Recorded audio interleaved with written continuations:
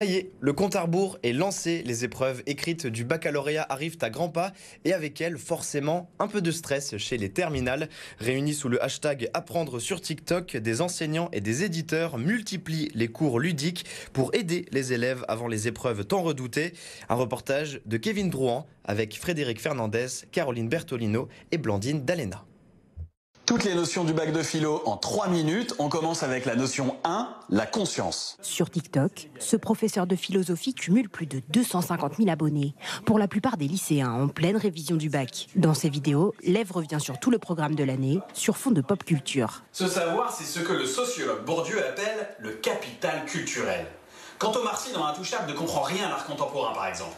Il ne possède pas le capital culturel qui lui permettrait de se faire bien voir de la bourgeoisie. Il a décidé d'arrêter d'enseigner temporairement pour se consacrer pleinement à ses vidéos. En fait, en tant que prof, j'étais un peu frustré de voir que malgré tous les efforts que je déployais, il y avait toujours une partie des élèves qui n'avaient pas envie d'être là. Je pense aussi que le système de l'éducation nationale doit s'inspirer de ces nouvelles méthodes parce qu'elles marchent.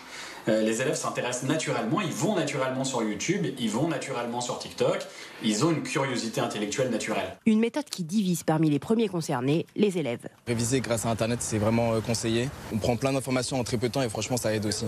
Moi, je fais plutôt à l'ancienne, je fais plutôt mes fiches par rapport aux cours que les professeurs me donnent. Et pour ce professeur, vous ne pouvez pas tout miser sur TikTok pour avoir une bonne note. Ça ne peut pas remplacer de vraies révisions, ça peut encore moins remplacer le travail fait en classe en cours de l'année. J'allais dire que ça peut être un apport ponctuel, peut-être sur des points de méthode. Selon une étude de l'éditeur scolaire Hatier, 50% des lycéens en bac pro et 20% des étudiants de la filière générale révisent via la plateforme chinoise.